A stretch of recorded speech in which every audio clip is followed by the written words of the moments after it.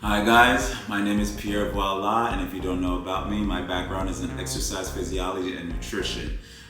With this, I went ahead to be a personal trainer for about 15 years between Miami and New York. In my journey, I went into bodybuilding while I was doing personal training. I won my IFBB Pro card in men's physique, transitioned over into classic physique.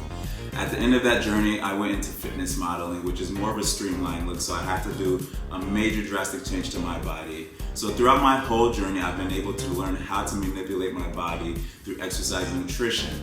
Now, I want to go ahead and share my secrets with you guys. If you follow me on Instagram, you know I put a poll up asking what you guys wanted me to touch on. And the winning subject was training styles for your physical goal. I'm going to go ahead and break down every type of training and cardio and nutrition that you need to do to hit the goal body that you're looking for. So throughout this whole period, if you hear anything that you see resonates with you, go ahead, write it down, lock it in. You know what, even save this video for down the line so you know exactly what you need to do to hit your physical goal. So we're gonna break this down into 3 categories. We have our bulker, somebody who's trying to gain ample size, ample muscle. They really aren't too concerned about the body fat that they're gonna gain from the bulking phase, they just really want that size. Then we have our cutter. They want to get streamlined, they want to size down. They're really not too concerned about dropping muscle mass. They just really want to get that size down, drop the body fat, possibly lose a little bit of muscle. Then we have our middleman right here. This is going to be the tricky one. This one, they're teetering between both ends. They want the size, but at the same time, they want to be lean. They want to still see their abs, but they want to see their shoulders bubbled out. So this one's going to be a little trickier. It does take a lot more work to be this middleman. So we're going to go ahead and break down each 3 categories and how you can execute them. Starting with our bulker. So with the bulker, what you need to do is you need to be, one, for nutrition, to be in a calorie surplus. For every category, nutrition is going to be the most important part. It's about 70-75% of how you're going to turn out. So you need to be in a calorie surplus. What does that mean? You need to always be eating. Now, when I say always be eating, that doesn't just mean eating anything in front of you at any time. You have to be strategic about what you're eating and when you're eating it. What I mean by a surplus is that you're eating more calories than you're burning. Increase your protein intake first, I would say. And with that increase of protein intake, you're going to try to match that carb intake to match it. So you're looking at a 40% split out of 100 when it comes to your increase. From there, that's going to go into fat. So with that remaining 20% is going to be your fat intake. So calorie surplus, think about eating more protein, more carbohydrates. Your fats are going to stay a bit stagnant, going to be a little bit higher than somebody who is cutting, but you are trying to get as much protein and carbohydrates in as possible, which is energy, which is going to feed the muscle. And then when it comes to training, you're going to be throwing up weight. You need to be throwing up weight. A lot of people, when they train, they really aren't putting in the work that needs to be done to build that muscle, that solid muscle that's going to stick. That's not just going to go away if and when you go into your cutting phase, or when you stop training just for a little bit. You need to be increasing weight, changing the type of training that you're going to be doing when it comes to lifting, such as drop sets, tempo, frequency, volume. So my suggestion is I like volume training. What is volume training? High rep and high weight. High rep is hypertrophy. So when you're in hypertrophy, you're about a rep range of 10 to 15 reps, even less than that, probably 10 to 12 reps. I'll go around there. And you're trying to throw up as much weight as possible in that rep range. You're tearing muscle. You are building that foundation for your muscle to heal back into a solid, bigger muscle. It's not an easy process. It's not fun. Typically, you will need a training partner because in order to kind of hit that volume training, you need somebody to spot you because you're almost going to fatigue at most points. But it's not all the time. Not all training sessions need to be to fatigue. There's going to be strength days, which I'm a huge believer of. You want to build up the strength to be able to throw up that weight. So it's always going to be in phases. The phases that I want to touch on is going to be your strength phase. Shorter rep ranges is going to be from 5 to no more than 8 or 10 reps, building up weight. You're gonna take a bit longer in your rest period time to build up your energy to go into that next lift. And then from there, you're gonna go into your hypertrophy phase. and hypertrophy phase. Hypertrophy or hypertrophy? Hypertrophy? Hypertrophy? I'll spell it out here because this is one of the words that I know I get slipped up on.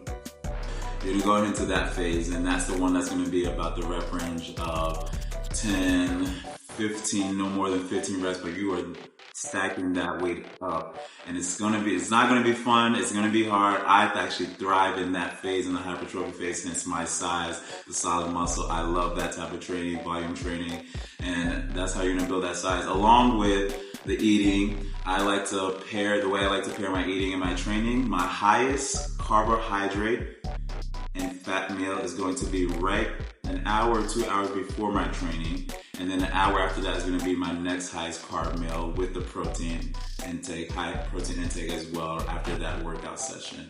My lean cut person, the cutter. So when it comes to nutrition, you're going to be in a calorie deficit. Now, a lot of people do not like being in a calorie deficit. Why? Because in a calorie deficit, you are hungry. I always say, honestly, hungry is worse than having to eat too much when it comes to the bulker. Because who likes being hungry? It's not fun. Feeling of hunger gets me mad sometimes. It's irritating. When somebody's around you that's irritating, it becomes increasingly irritating. So being hungry is not fun. But I'm sorry, it's one of the things that you have to deal with when it comes to cutting. So you have to be comfortable with being uncomfortable to get to the goal that you want. So you have to be in calorie deficit. Like I said, you are burning more calories than you are intaking, which is what a calorie deficit is. Your energy is going to be a little bit lower, so you have to be a bit more strategic in how you also eat, when you eat, and what you eat before, because obviously your carbohydrates are not going to be as high, your fats are not going to be as high. Your protein, 1 gram of protein per lean muscle mass weight.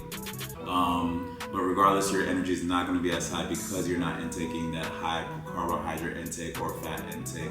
So I like to pair, like I said, just in the bulk, you're going to pair your highest fat and carbohydrate meal before that workout so you have the energy.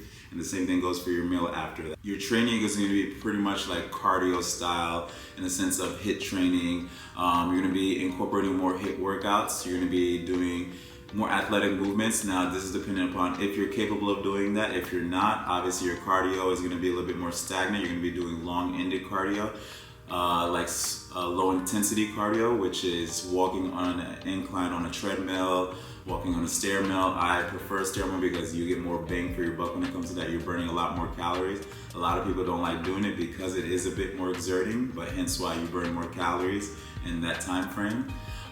If you're like me, your background is as an athlete, you like to do more HIIT workouts. I like doing things like box jumps, classes like Barry's Boot Camp to really get that metabolic rate really going. If you're a CrossFitter, that's another great Metcon type workout where you're burning ample calories in a short period of time. And then your training is going to be a little bit different than when you're bulking. Complete cutting, not worried about building muscle.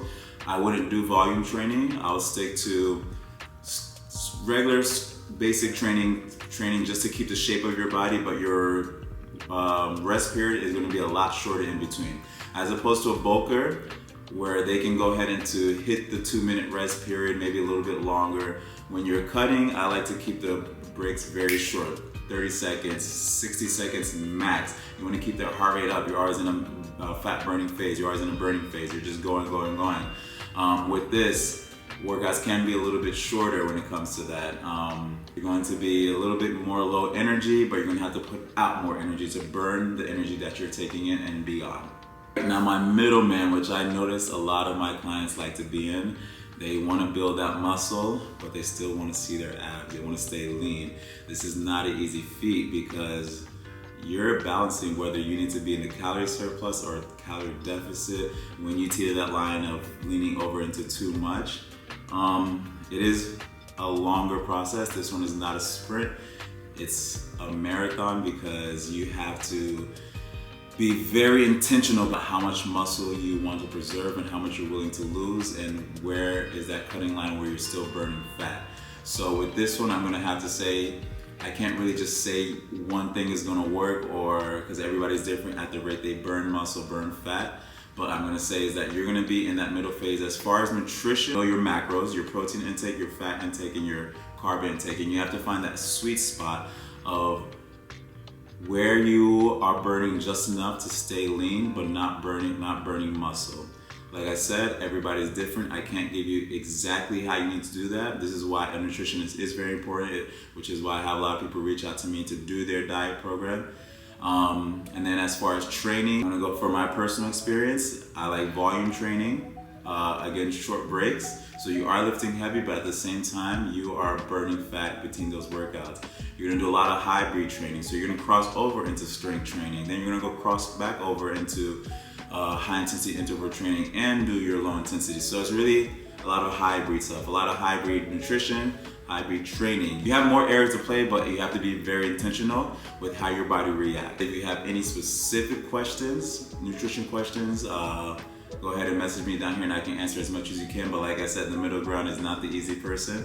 It's the person that you have to be very intentional what you're doing and know what you're doing in order to be happy with the results that you're gonna get.